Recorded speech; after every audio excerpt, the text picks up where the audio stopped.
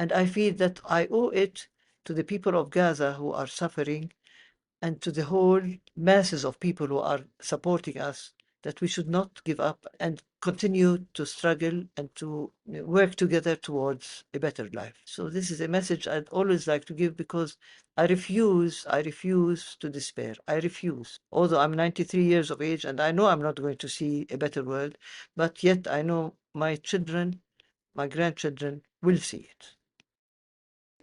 Sometimes you meet a person whose very presence feels like living history. And not just the kind of history that sits in textbooks, but the history that breathes, that remembers, that carries both beauty and grief in the same breath. Rima Tarazi is 93 years old.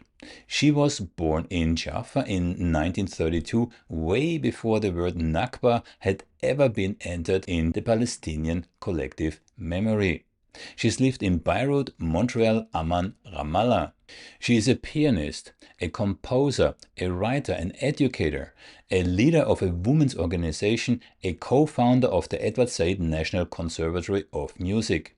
She speaks with the poise and elegance of someone who has spent a lifetime shaping culture, nurturing minds, and defending dignity. And yet, in the most brutal and simple terms, this extraordinary, educated, sophisticated, well-mannered lady could be killed the moment she steps outside the door you see behind her. Not because she's done anything wrong, not because she poses a threat, but simply because she is a Palestinian living in an occupied land where her very existence is politicized, where human life is measured on different scales depending on the passport or ethnicity you happen to hold. That's the reality, and it's almost unbearable to think about. We imagine dangers as something for the young, soldiers, protesters, activists. But here's a woman whose hands have played Bach and national anthems, whose voice has filled halls with the language of culture and memory. And still, she walks through streets where the decision of whether she lives or dies could be made in an instant, either by someone in uniform or by a mob of crazed settlers, whipped into frenzy and convinced they are carrying out some divine mission to cleanse the Westbank of all Palestinians. So today, this conversation isn't about music or about the institutions she's built or the decades she has given to Palestinian education and cultural life. It's about what it means to carry refinement, grace, and human decency in a world that, at times, seems determined to strip all of that away. I want you to listen to Rima not just as a guest, but as a living question. What does it mean for a society when the people who have spent their lives creating beauty can be erased without consequences? And what does it mean for us, wherever we are, if we let this happen? Rima Tarsari, what a Tarsari, do I say this correctly? What a pleasure having you. Thank you very much. It's a pleasure speaking to you. Likewise. Rima, where shall I start? I saw a very interesting interview with you, and via I came in contact. Maybe we start with via. Can you briefly describe to me how do you know Dr. Assad Abdul Rahman? I knew him a long time ago. I haven't seen him for ages, I forget. It's been 30 years maybe since I didn't see him. Uh-huh. So I knew Because him. because he sent me your interview, and then I asked him, how can I reach Rima? And he immediately sent me your contact information. So how is that possible? Well, you see, it's a small world. Everybody knows everybody else, but somehow, I'm here and he's in Amman and I haven't seen him for ages, maybe. But communications are always through everybody. People Yeah, send people, so I don't know how he yeah. got it. Did you say you're in Amman? He is in Amman, I think. Yeah, he's Yeah. in Amman. But you, where are you? No, I'm in Ramallah. I'm in Ramallah, in the In West Bank. Ramallah. Yes. And maybe you can briefly describe yourself in a nutshell. I know you are, forgive me if I'm wrong, 93 years old, right? Yes, right, right. Yes. And your mind is as sharp as can be. So, in a nutshell, how would you describe yourself? Who is Rima Tarazi. How do I describe myself? Well, Yeah. I describe myself, first of all, as a human being, concerned about humanity, concerned about the affairs of the world, the future of the world. Uh, and I happen to be usually an optimistic person in spite of all the circumstances.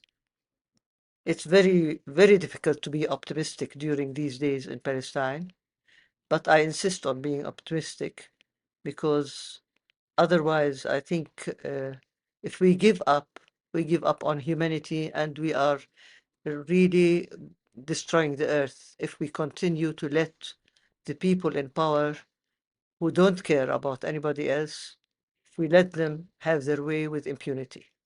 So I think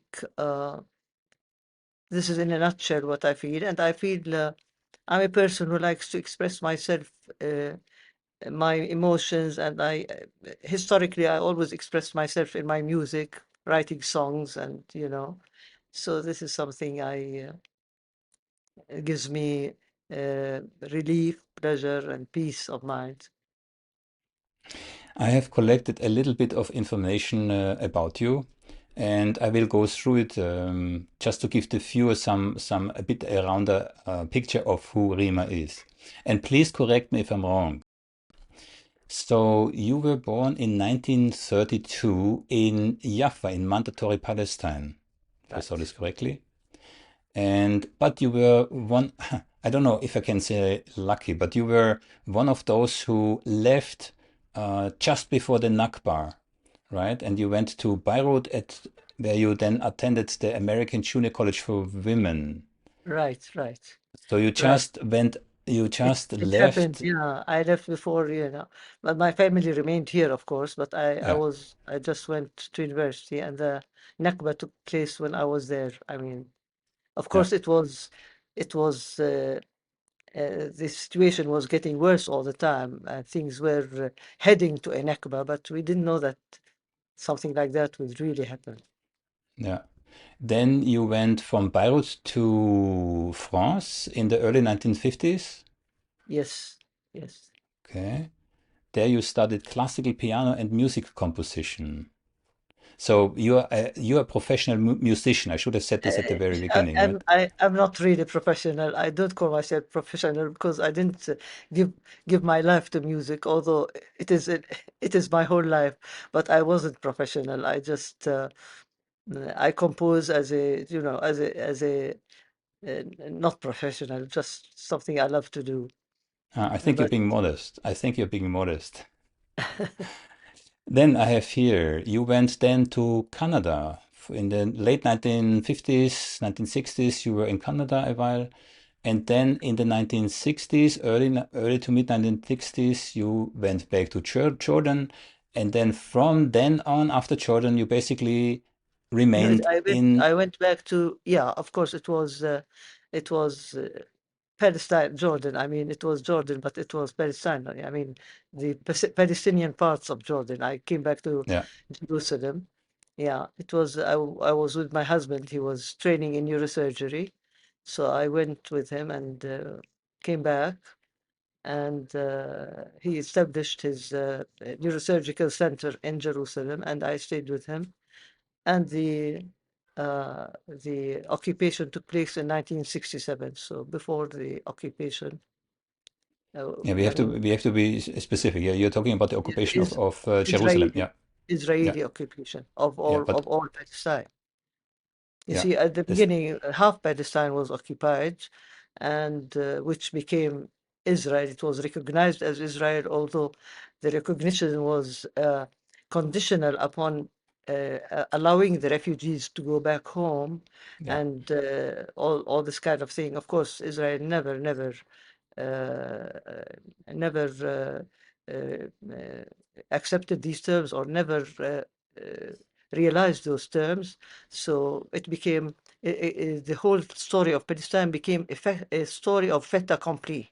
I mean, Israel took this part of the land and it became sort of accomplished fact, and we had to accept it. The world had to accept it. We didn't accept it, of course. And then in 1967, they occupied the rest of Palestine again. The whole world, the United Nations, and so on, considered this occupied territories and the territory, and there was resolutions to give back the land to let the occupation leave. Of course, Israel did not, and it became sort of another fait accompli, as though we are part of people under apartheid Israel now, this kind of thing.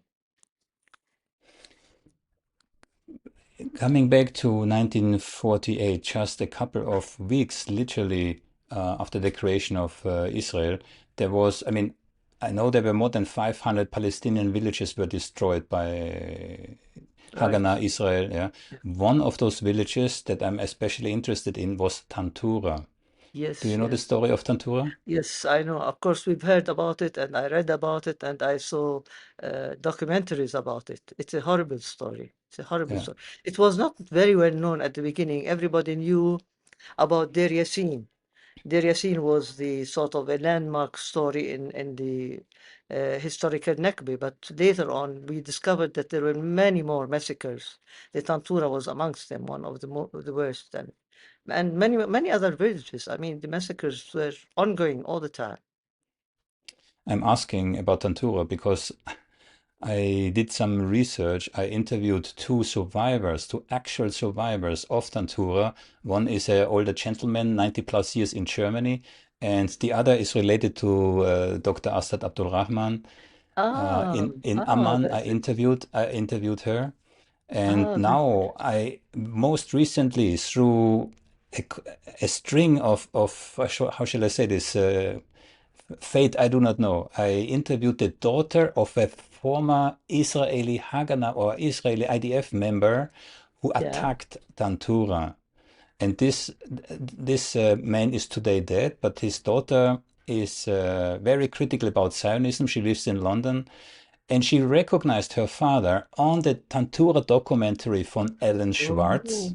Oh, oh, Yeah, oh. so it's an amazing story. Yeah. So again, and I interviewed Professor Ilan Pape specifically in regards to Tantura because his professional life is closely linked with Tantura. He had to leave Israel because of Tantura, basically. Yeah. So that's a bit the background why I'm asking 1948 and why I'm asking you about Tantura. Yeah, yeah, yeah, yeah, yeah. Of course, yeah. We continue to learn our history as the days go on. There were many good documents, many unknown documents to us, many unknown uh, plans that the Zionist movement had for us. We didn't know. We were living in Palestine. You see, this country, this is the sad thing about Palestine. This country, even the whole area, it was an area where many people of various religions, various ethnicities, various came, and later on it became sort of like the holy place for the Christians, the Jews, the Muslims, and so we were used to being a welcoming place for everybody, and we coexisted with everybody. We lived together. Not that we coexisted, we lived together, and we were a welcoming culture, welcoming society. And it's very sad that because we welcomed all these people, that we have to pay the price for the crimes of others against the Jews in Europe. We have to pay the price, and it's not fair. This is why we feel very, very upset about what's happening. You put your finger exactly on the right spot. So the Palestinians were made to pay for crimes that the Germans actually committed against the Jews. And now Right. Netanyahu tries to link frantically, tries to create a link that links the Palestinians with the Holocaust. And I heard an interview with him where he said the Mufti of Jerusalem went to, this is a story that Netanyahu told. The Mufti of Israel, the Mufti of Jerusalem went to Adolf Hitler, and Netanyahu said, Hitler didn't really want to kill the Jews, but he said, "What shall I do with him?" He asked the Mufti of Jerusalem, "What shall I do with them?" And then apparently, according to Netanyahu, the Mufti of Jerusalem said to Hitler, "You have to kill them." So this is how Netanyahu tries to, make the Palestinians in retrospect responsible for the Holocaust. Other attacks on the Jewish community in 1920, 1921, 1929 were instigated by a call of the Mufti of Jerusalem, Haj Amin al-Husseini, who was later sought for war crimes in the Nuremberg trials because he had a central role in fomenting the final solution. He flew to Berlin. Hitler didn't want to exterminate the Jews at the time. He wanted to expel the Jews. And Haj Amin al-Husseini went to Hitler and said, "If you expel them, they'll all come here. So what should I do with them?" he asked. You said, "Burn them." This is ridiculous. This is ridiculous. That's Yeah. ridiculous, really. It's So ridiculous. I'm bringing this up because I have two slogans in my mind. One is a land without people for a people without land. Yeah, yeah, And yeah. the other one is, of course, the most moral army of the world. Yeah. So would you like to comment? Would you like to comment? Let's start with a land without people for a people without Oh, land, because we both know. yeah, this is again ridiculous. Now, historically, what does a people mean, and what does it mean to be a nation? Nation states have not been here since time immemorial, but peoples were living in this land. Many peoples, as I say, they were rooted in this land, and there were mixtures of many cultures and many languages, and so the people who stayed in this land forever and ever, for since thousands of years, these are the people of the land. Whether you call them Palestinians or Lebanese or Canaanites, or we had the all kinds of old, what do you call it, anyway, the old language of the Bible is Hebrew. the Syriac Oh, language. And okay. yeah, many people came to this land and stayed or didn't stay. Some left and so on. And of course, to tell you the truth, I feel very strongly personally about weaponizing religion for any political purposes. To me, religion, I have my own point of view about religion. Religion is a very special relationship between man and the creator, if he believes in a creator or so on. So it is a spiritual thing. Religion is something, and I think human beings resorted to religion so that they will have a better community, to have a peaceful community. So religion came to make people love each other, to bring them together, not to hate each other. If religion creates hatred, then I don't think this is religion at all. This is so I feel, and the Israelis are weaponizing the religion and the stories of the Bible, the mythologies of the Bible, which, you know, we think depends on who you are. And, I believe half of them are, of course, mythologies. So it's ridiculous that you would think that if there is a God, that this God would give special people this land. This is ridiculous. I mean, it doesn't make sense in the 20th century even to believe in something like that. So, and that's why I say the most important thing about religion is to keep it as something personal, to respect it, to respect people who have this religion, and to allow them to express themselves, but not to transgress on others, or to be aggressive towards others. It's good if you have your religion, your churches, your synagogues, your mosques, your temples, whatever you have. You are free, and you have to respect them, and you have to respect their sanctity and their beliefs. But the moment they start using their belief to come and attack you, that you are, you know, I have to take your land because God tell me that, I can't believe that. This is not a God that I believe in. I mean, I'm sorry. That's not a God I can believe in. So this is one problem we are having, and unfortunately, this in this century to have religion as a basis for strife and conflict is ridiculous. I mean, in Europe, religion was very basic. I mean, during the papacies, how the popes were, religion was very important, and how they burnt witches and all this kind of thing. This is gone. This is gone. We can't. I mean, we thought that we are in a century of enlightenment where people don't do this kind of thing. Now we're coming back to this. And the way the settlers speak, the way the settlers behave with our people is unbelievable. They speak as though they are gods, they're prophets from God. They're coming to take this land because this is theirs, you know. And this is very bad. This is very bad, not only for us as Palestinians, for our relationships with the Jews, because the Jews are not, we have to make we have to really differentiate. And this is another thing I want to talk about. Judaism is a religion we respect, but Zionism is weaponizing religion, and this is something we have to fight. And now I'm very happy to see that so many Jews are discovering this, and they are some of the most outspoken advocates for the Palestinian cause, because they know that they were deceived by that. So this is something very important to realize. So we are not against Jews. We were never against Jews. And the Arab culture, the Arab civilization had some of the thinkers, the best thinkers, the learned people were Jewish and Christians. And so, but we lived in a culture that was multicultural.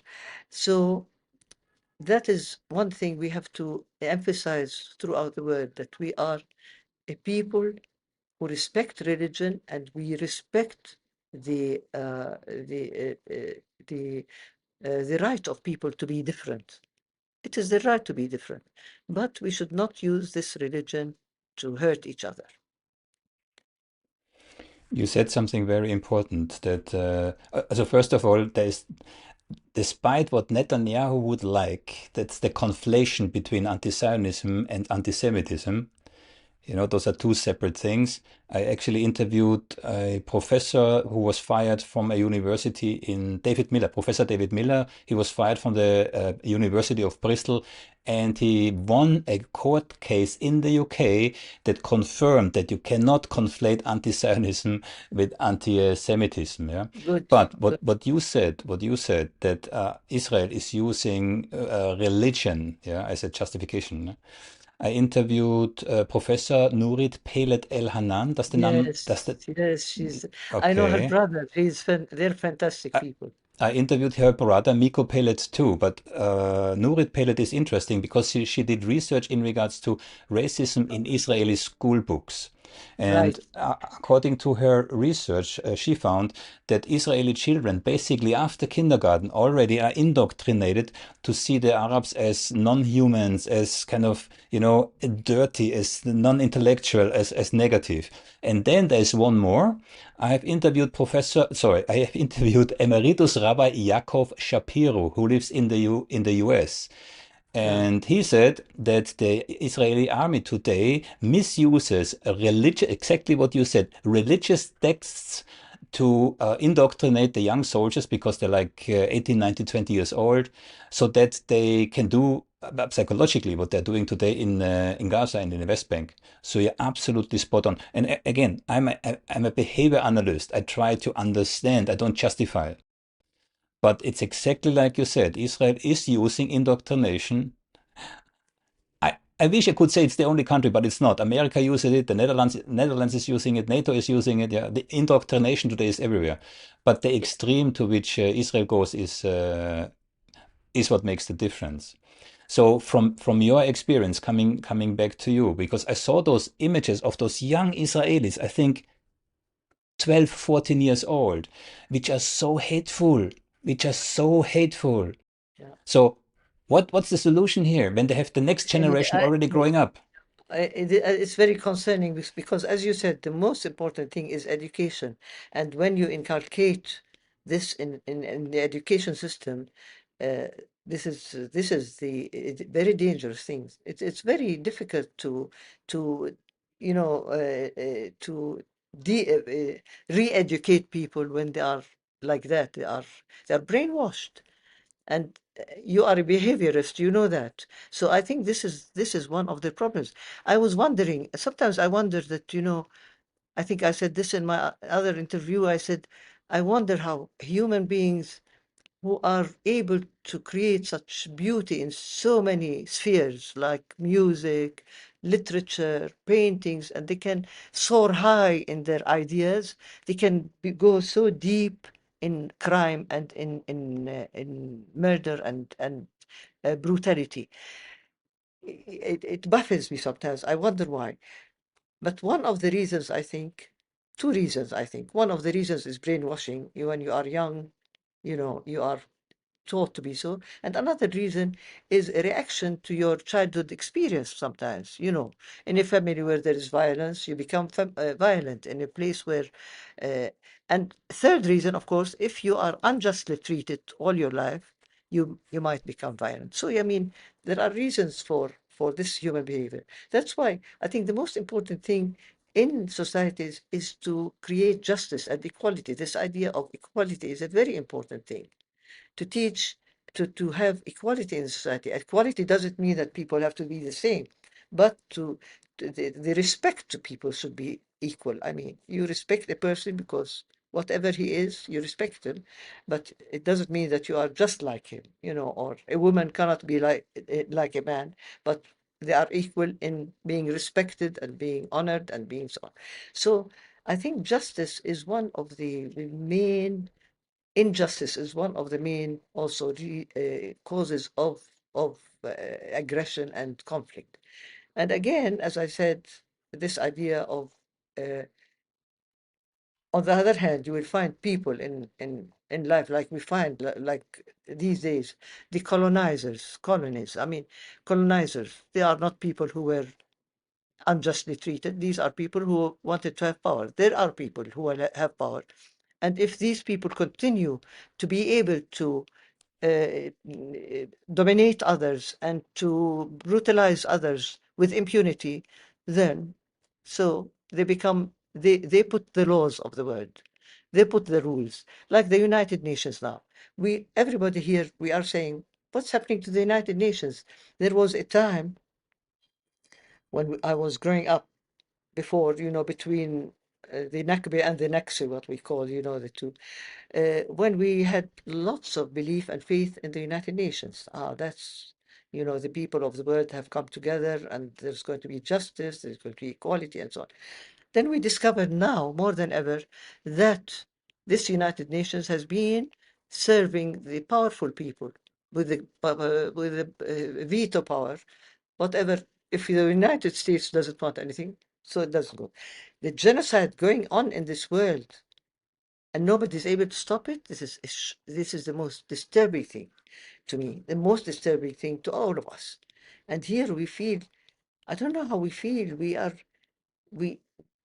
it's beyond words really what's happening, beyond words. And then you hear people, Israelis talking, oh no, there is no famine, oh no, no, these are people hiding, these are hiding behind Hamas. And when did Hamas come? Hamas came only 20 years ago. Before Hamas, we've been 50 years, we've been occupied and our rights were violated for all these years. There was no Hamas, no, nobody. So, I mean, and when you think, speaking of, and then they called Hamas terrorists, what about Israel? The whole state of Israel was built on terrorism, terrorist acts. You must have read all the stories about how it was created. How it was created? It is, yeah, I mean, it was created by terrorism and fait accompli by terrorism. So, And they were designated terrorists, which later became prime ministers, Menachem Begin being yeah, only one sure. of them. Yeah, Begin, so Begin, and Shamir. They were the two, even the Israelis themselves used to call them terrorists, but anyway. Yeah, but also the So British. It's not the so that British, of you know course, that someone says they were terrorists. No, they were designated terrorists, and they were in designated terrorist organization as classified by the UK and by the Americans. yeah. Of course, again, language is another thing in our world now. It's very dangerous because language is weaponized. I mean, you use a word and you forget, you start using it. Like they say, IDF, Israeli Defense Forces. Is that defense? Israel has the right to defend itself, to defend the occupation. Does it have the right to defend its occupation of another land? It is, see, the language is also, and it becomes sort of without thinking, you use this language without even thinking about it. So I think the world is waking up now. It is waking up. But what is, of course, we are facing many dangerous things. First of all, that when people are losing power, or when people like Israel now is feeling that it is being isolated by the masses all over the world, it's getting more brutal than ever, more brutal, as though it wants to, catch up with everything before it goes or something, before they lose. This is one thing that you worry about. Another thing you worry about is what we are coming in the future, this AI. We don't know what the AI is going to do to the world. It is really, one worries about the next generation. What's going to happen? Are we able to control? Are we able to? Anyway, I don't know. That's why I think now, at this stage in our history, I think all educationists should come together and think. And we really have to start rethinking of education, of what is it that's important to teach our children. Is it only to teach them to be, you know, good technicians, good professionals, or to teach them all along this, you have to teach them morality all the time, not to forget morality. It has to be hand in hand. And like the doctors learn, they have the oath of morality and so on, that they have to, so and so on. So I think education should really start thinking very much to dig deep into the moral values that will sustain the human society, or the life on this earth. At the moment, and I'm speaking globally, at the moment, every nation tries to inoculate the next generation with their strategic aims. That's a bit the problem. But before we go in this direction, Rima, could we go back to when you were young, and when you were younger than 15 years old, when you still were in Palestine, and immediately I can see you start to smile. So can you tell me a little bit how life was for you in this first 15 Yeah. years of your life in Well, Palestine? well, I grew up mainly, I was in the boarding school of the family school, Birzeit, which became Birzeit University. It was Birzeit High School, and then Birzeit College, and Birzeit University. So I was most of the time as a boarder there, as a young girl. And it was a lovely life, very difficult, with no amenities. We didn't have electricity, we didn't have, all the amenities of life, but it was a beautiful atmosphere. I think it was the time of the budding of the hope for the renaissance of the Arab people.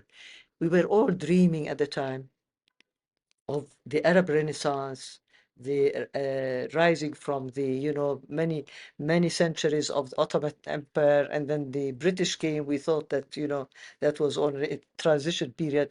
So it was a time when there was so much hope in our hearts. And I grew up in this atmosphere, and I grew up in an atmosphere in the school. We had the boarders came from all parts of Palestine.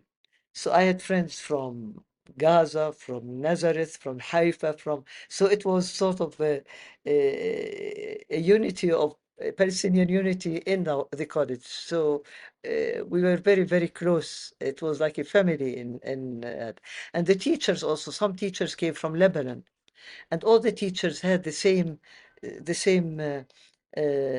enthusiasm about the future, and they were very moral about this, and they always and we used to sing these national anthems. Some of them were started by the Flayf al Khawan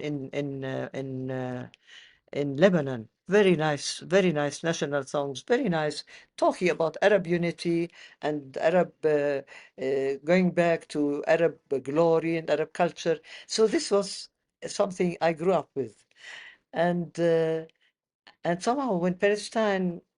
So, but on the other hand, all the time there was this sorrow in our heart that Palestine was being threatened because of already the Balfour Declaration, and we knew we were suffering.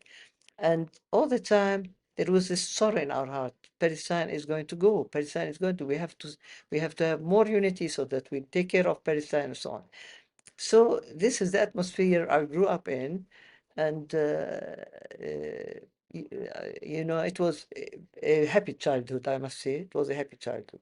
I had a happy family. And I grew up in a family who was all of them, who gave so much of their lives to the community. My father, my mother, my aunts, everybody.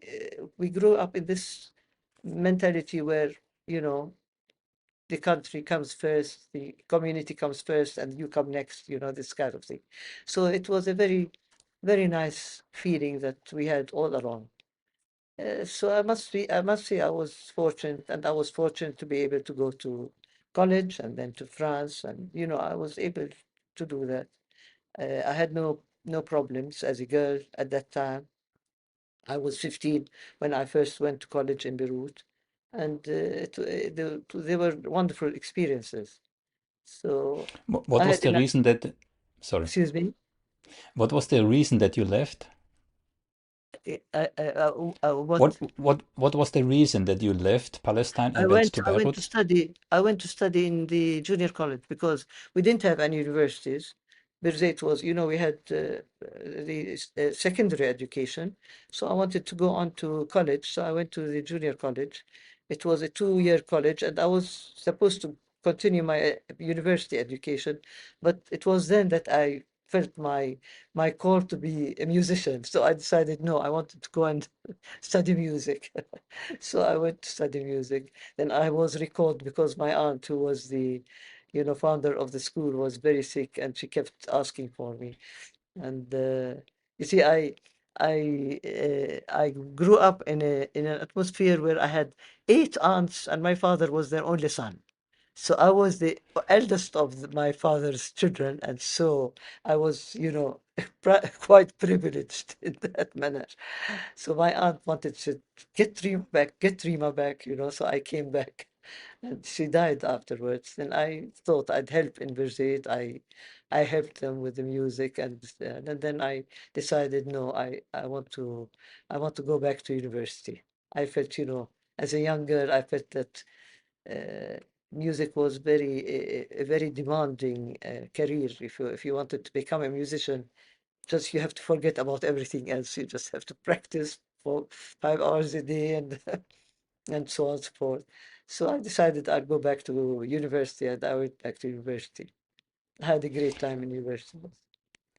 The picture that you paint may not fit many people's stereotypes, right? Because the Sea Arabs, especially from their time, according to Professor Nourit El Hanan and her research, the Sea Arabs simply is dirty people sitting on camels, right? And you are an exemplification of, that was not the case. And I've visited the old lady in Amman, for example. I know her whole family. They're all Uh-huh. they're spread around the world. They are all highly educated. They're highly sophisticated. They're highly attached to their country. This is such a flawed image that And was, you know, yeah, actually, the Palestinians, I keep reading figures about the Palestinians are now some of the most educated people in the world, and with that, you see, when as refugees, the only thing they discovered, they carried with them is their education. Since then, they always, even as refugees, they were very keen to be educated. You would find, for example, a simple woman, a village woman, she'd give up everything so that her children would go to university. So this is something very important in Palestinian life. Education is very important. But now, again, we have to rethink of what kind of education we want for our children with the current situation. Yeah, I'm just looking at my notes. So I read somewhere you were co-founding this YWCA, Young Women's Christian Association. So when I read Not this first, not please. co-founder. I was a no. I was a member of. This is an association that started 100 years ago. I mean, it was It's an old international association, the YWCA, and we had a branch in Palestine, and I was a member for a long time as a child, But then at the time, after in the 90s, I became president of the board and then national president. But before that, I was involved in many other societies. I was in the Society of Inash al-Usra, another women's society, and I was board member, and uh, and then I was in the General Union of Palestinian Women, which was part of the PLO. The General Union of the PLO had a, a union for laborers, for engineers, and so on, and they had one for women. General Union of Palestinian Women. It was like a branch of the PLO. So for a while, I was the president of that branch in Palestine. And then one of the most important things I feel that I contributed to, I mean, with others, we founded the National Conservatory of Music, which we named later on after the late Edward Said, because he was somebody who was a musician himself and a thinker, and we honored him when he passed away. And he was one of the people who encouraged us a lot. He was a friend of our family and so on. So anyway, so we established this conservatory, and now we have 5 branches. One of the branches was in Gaza. Unfortunately, it was destroyed, and it wasn't a building of our own, but we rented place for it. And still, some of the teachers go to the camps and teach music now like that. It's fantastic. So this is one thing I think that I feel very, very happy to have contributed towards, because I think music is a very important part. It has to be important part of any child's development. Very important. And now we have many conservatoires. Actually, we have somebody in Holland, one of our graduates, who is now in the I don't know which conservatory, but she's a singer. Have you heard of Nakba? No. You must look her up. She's in Holland. She's a great singer, but she studied flute in our conservatory, and later on went on to become a singer, and she's very popular. She's very popular. You should listen to her if you're in Holland. I don't know where. I I can't am. remember where she's now. Yeah. And again, we have another prominent young graduate who is a conductor now. Her name is Lamar Elias. She studied conducting in France. She studied violin in the conservatory, and now she's a conductor. She's conducting. She's fantastic. She conducted our youth orchestra last summer, and I was so proud of her. So proud. So it's wonderful, to see so many of our graduates excel. And This is very hopeful. So the image that you just created in my mind was this absolute moonscape that's now in Gaza, the bombed out building. But there are beautiful flowers growing out of it. Is that That's the image that you just created in my mind uh, with this. Yeah. yes? I think this is what Palestinians are have have learned through their tragedies. They have learned that they will continue to plant flowers, plant trees, and to plant pleasure and love in their country and in their children and everywhere. They reach out to If the whole world. if we go back to your youth, where were you when the Nakba happened? I was in Beirut. I was in Beirut. Okay. I was in university, and when the Nakba first of all, the announcement of the partition of Palestine came when I was a student, and I remember very well how all university students in Lebanon went on demonstrations protesting the partition scheme because it wasn't fair. And after that, I was there when refugees started coming to Lebanon. I stayed the whole year. I couldn't go back home because routes were closed. And, later on, I came for the summer, and then we started going, as Jordanians, we became as Jordanians, and we started. Okay. So that means you stayed then in Beirut? You stayed No, in no, I Beirut? did just no, no. I took 2 years. I studied 2 years I was in college 2 years. Then I went back home, as I told you. I went back home, and then I went to France. But the Nakba, these years of Nakba was when I was in Beirut, the first year. Then I went back home. I went back home. I was able to the first year. First year, I finished the first year, freshman year, and I went back home for the summer. The next year, I went and took my sophomore degree. The Nakba was already, the refugees were already all around, Yeah. everywhere. And uh, something very, very interesting was in our village of Berzeit, where the school was. My father uh, embarked on when the refugees came walking from Lidda and Ramle. They came walking all the way from Lidda and Ramle to Berzeit. And all the people of Berzeit, the village, welcomed them because they came exhausted. They had left everything. Some of them, their children died on the way, and so on. So the churches, the mosques, the school opened their premises for these children, for these families. And my father at the time, they decided to make a consensus of the refugees. So he got all the young people of the village, to the young men and women of the village, to try to go and make a survey of the refugees, and these were the first documents he gave to the Red Cross after that time. They Mhm. were very important documents. Yeah. Just for my understanding and for the understanding of our viewers. So Birse, that's the village that you call home, and you were able to go back because it was not in the territory that Israel also already had No, occupied. it Yeah. wasn't. So No, so no. where is it? Where It is this wasn't in village? the no. It's in the West Bank, what you call the West Bank. Okay. Israel occupied,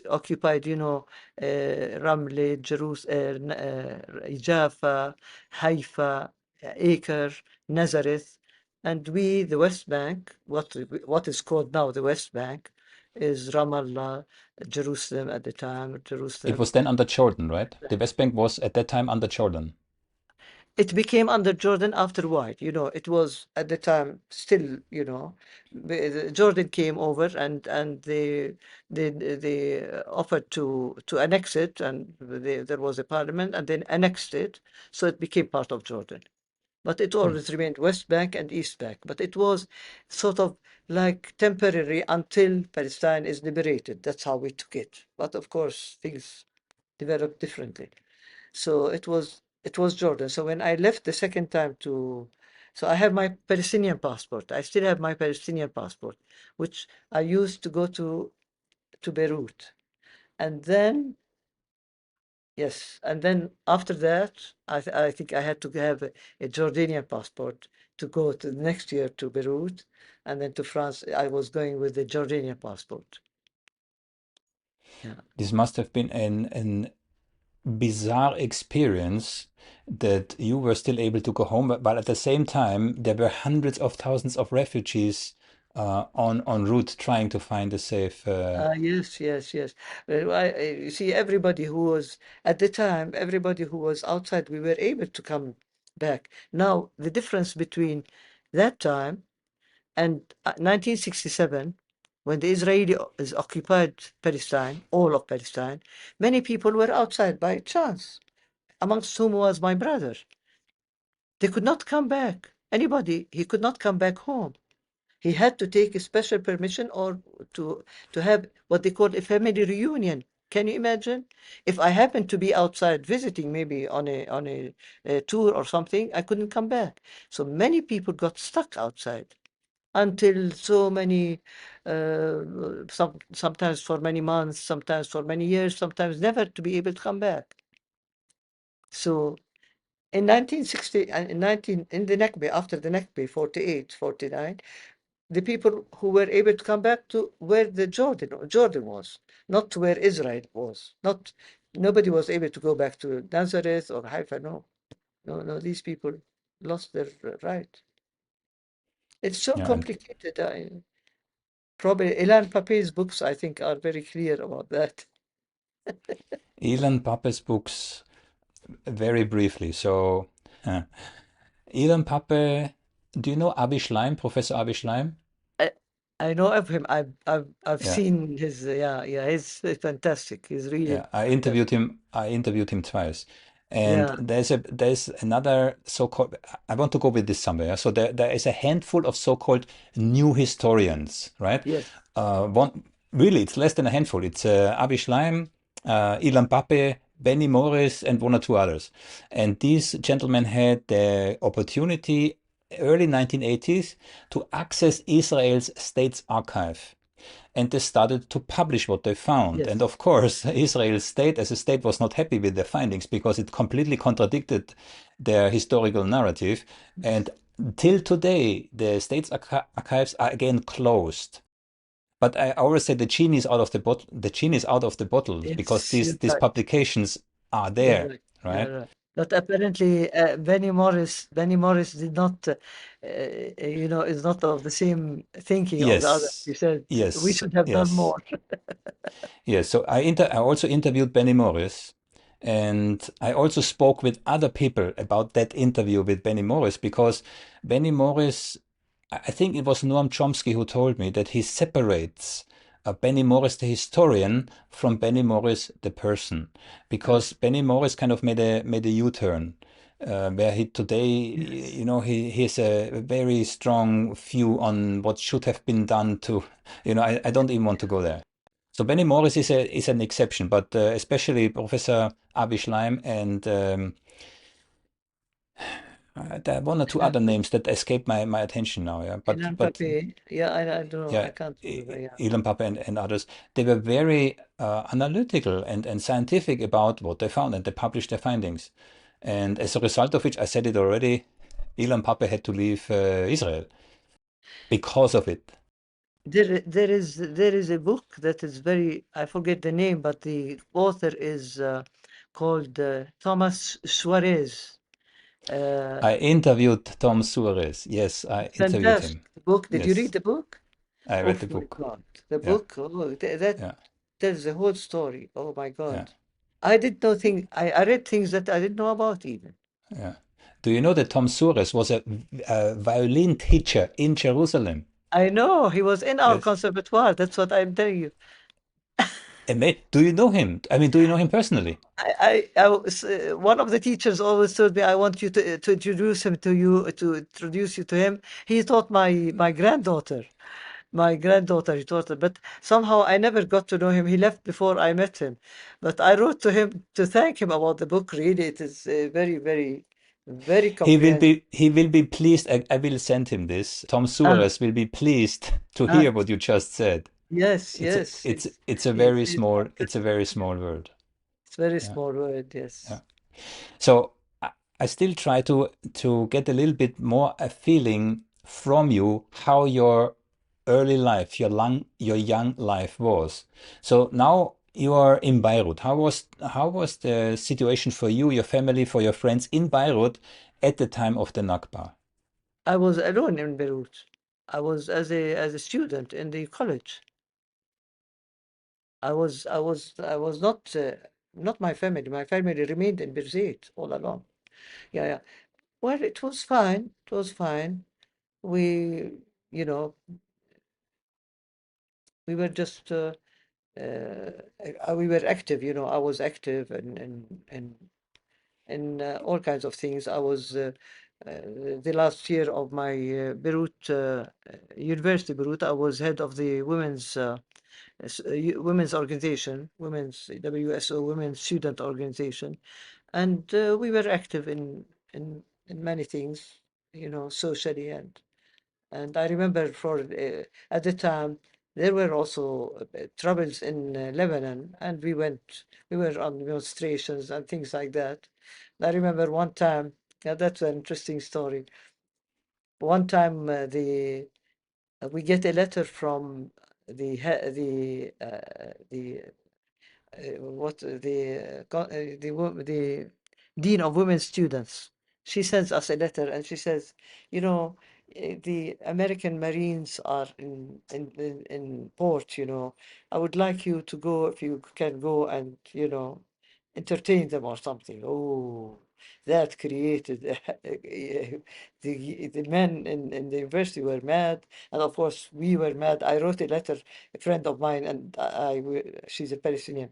We wrote a letter, said, "What are the Marines coming to do in Beirut?" Marines, it means that they want war. We wrote a letter. I forgot, I wrote it I never had a copy of this letter. I wish I had it. Anyway, so we had a problem. We were a bit, we had, altercations with the dean of students, and she was a bit upset, and anyway, but we had some problems like that. But in general, it was a very very active life, very multi active life.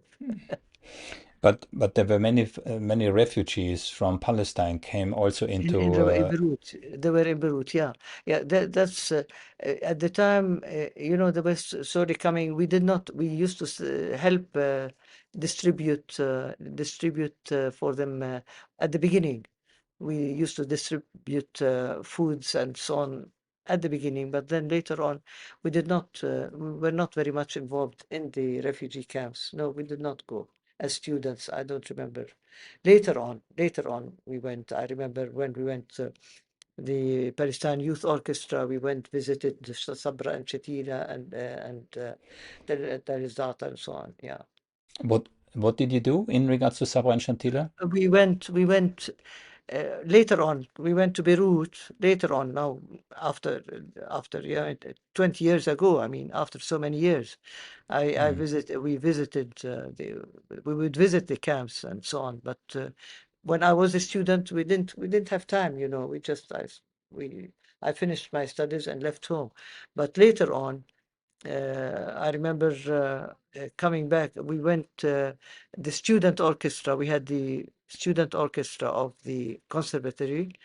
It was the Palestinian Youth Orchestra, actually.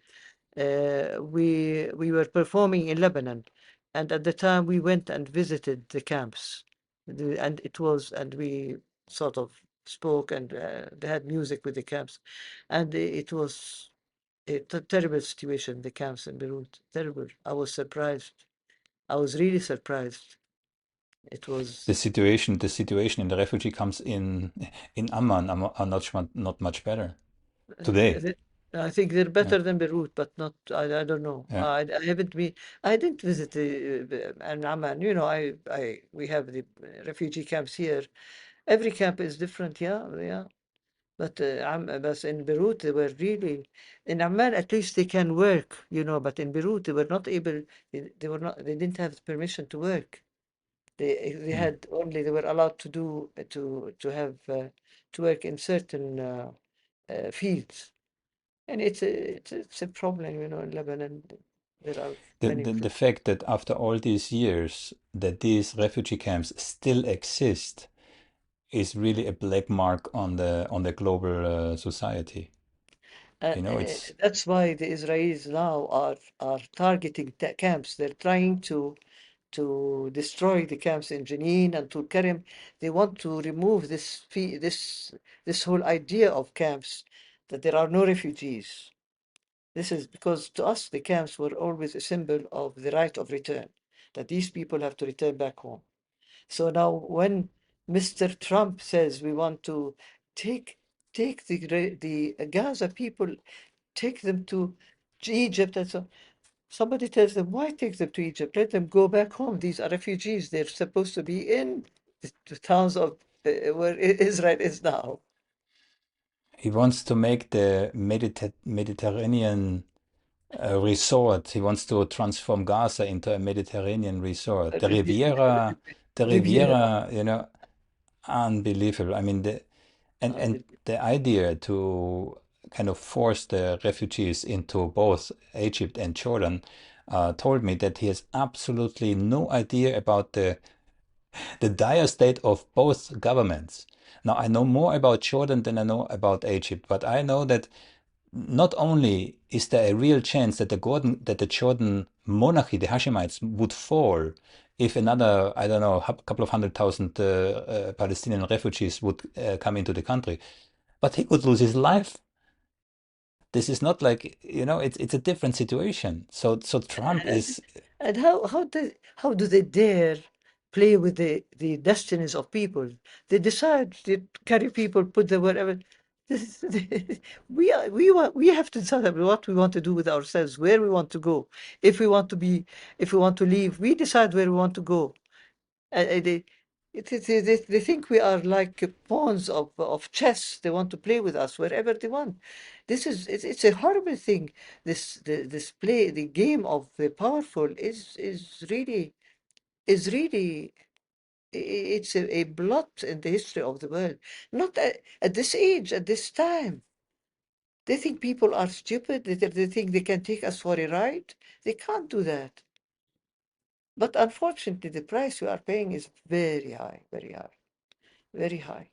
And when I look at these children in the camps, oh my God, my God. there will be some unintended consequence arising for Israel for a number of reasons. First of all, you said already the global sentiment vis-a-vis Israel is changing.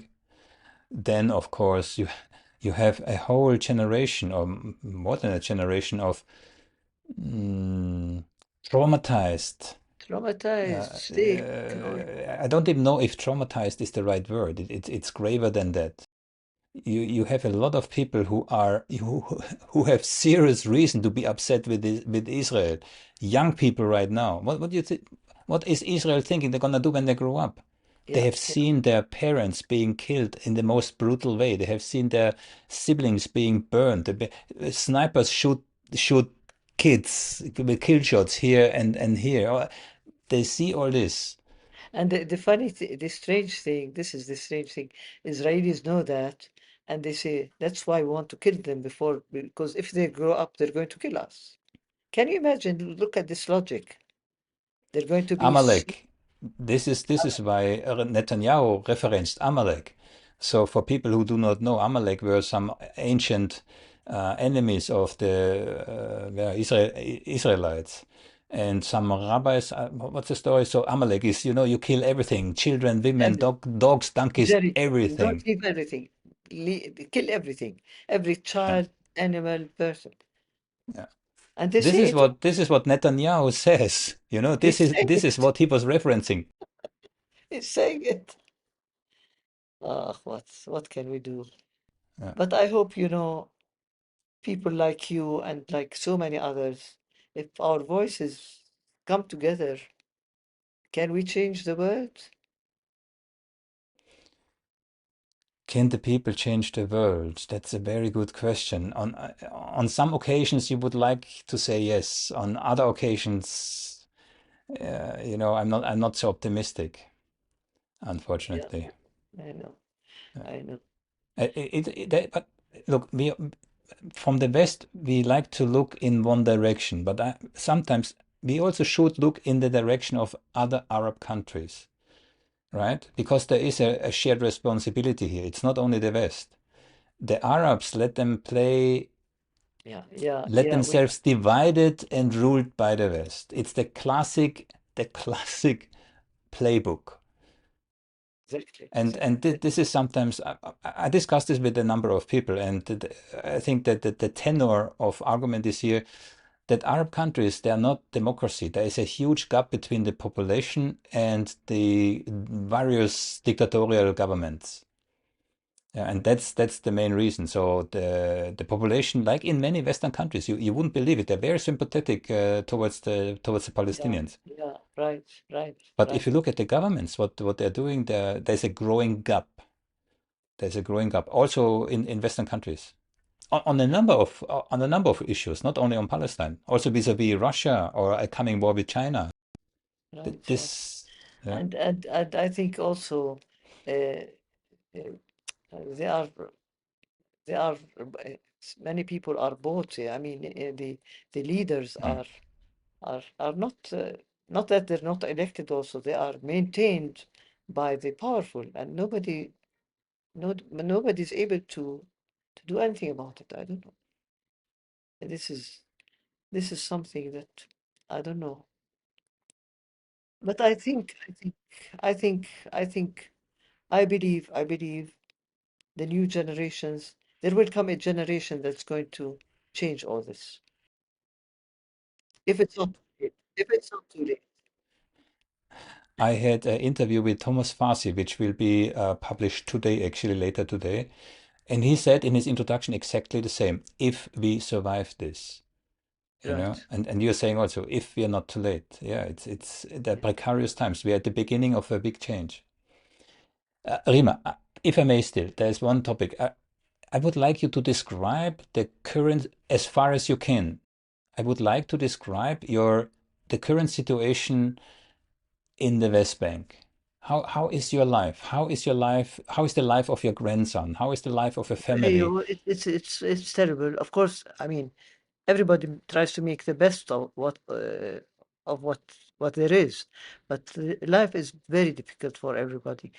For me, of course, I'm sitting at home. I don't move around so. But for people going and coming to work or going from one town to the other, they have to plan. If there is a checkpoint, if the checkpoint is opened, if there are, it is a very difficult life. But people are resilient here. They just they go ahead. They just challenge everything. They challenge. It's a life of challenge. They take risks. What can you do? It is a very difficult life, especially in villages. I mean, again, you have to separate. In the big towns, it's possible, but in the villages, they are totally unprotected. Suddenly, the settlers come and burn homes, burn cars, and nobody protects them. Nobody protects them. So it is difficult to yani every place is different, and the Israelis are very smart.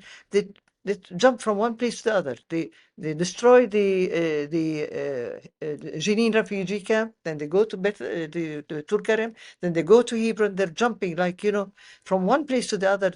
You can hardly cope. You can hardly cope. So it's a very very difficult life for everybody, especially for students who are going to schools, universities, and they have to, people who have to be mobile. It's very difficult for them. But people are resilient. They decide they want, they stay. What can they do? I saw images that are comparable to the pogroms in Nazi Germany. I saw swarms of settlers in the night, also really swarms, with torches, attacking anything, burning everything in their path, Right, right, houses, cars, right, right, right, right. like a crazed mob. Again, if those images would have been black and white, you could have said these are the pogroms in Nazi Germany. It was Exactly, that exactly, bad. exactly, exactly. And nobody tells them. Now, the other day, somebody, you've heard about him, the one who was killed, the teacher in Hebron. He was killed by a settler. And what happens? They did not arrest the settlers. They arrested them for a few hours, but they arrested 6 people from the village. They did not arrest the murderer. They did not anything to him. And this man is a teacher. Yani, it's unspeakable, unspeakable. They go into, for example, they go into the Holy Mosque in Jerusalem as though it belongs to them. What's this nonsense? What's this nonsense? They just go, Ben Gavir goes, walks there like an emperor, and he has all these thugs around him. What do they do? And they have the audacity to tell the mufti of the mosque he can't go to the mosque for 6 months. Can you imagine? You are exiling the chaplain from a priest from his church. Can you imagine? There are strong forces both within the US and within Israel who want to erect the new temple where the Yeah, Al-Aqsa yeah, Mosque yeah, is yeah, today, yeah. so that Ever their since, Messiah. ever since the beginning, in 1967, the first thing that people in Jerusalem, that I know people who were, somebody who was in the municipality of Jerusalem, they got a letter telling them, we are coming to take over the temple. We're going to rebuild it. This was always in their mind, always in their mind. And Are you you think, afraid? Are you afraid that, I mean, I talked to quite a number of people meanwhile. They think that Israel is really serious about the greater Israel. That means at least all Palestinians out of Gaza and the West Bank. And if we see what's happening in the West Bank right now, I mean, all the focus is on Gaza, yeah, but many things happen in the West Bank too. There are more and more settlers, more and more those kind of, they're almost cities, yeah, in the West Bank. Um, do you fear that this could be one of the goals from Israel to drive all the Palestinians out also of the West Bank? I think they would like to do that. I think they would like to do that, but I think they know they can't. I think that's why they're doing it piecemeal, 1967, slowly, slowly, slowly. Now they're getting away with so much. As long as the United States is wholly supporting it, and the Western powers, nobody tells them anything. Nobody dares tell them stop. I don't know why. I don't understand why. I don't understand why. There are some recent polls in America that show that the older the population is, the more they support Israel. The younger the population is, the more they support Palestine, and that means that in a generation or so, Israel could lose America's support. But then I come back to what you said, hoping that till then it's not too late. Yeah, yeah, yeah, yeah. Rima, you were very generous with your time. Are there any topics? Is there anything that we did not scratch what is close to your heart? Not really. I mean, what is closest to my heart is really the future of humanity. It is, you know, after living all these years with hopes in our hearts and dreams of a better world, we really believed this was going to happen with international law and with all this. And suddenly to feel all our dreams, but it is very sad. And yet, what is happening all over the world, and when I listen to all these people speak, the people who are supporting Palestine, my heart is filled with gratitude and hope and belief that no, this will not continue like that.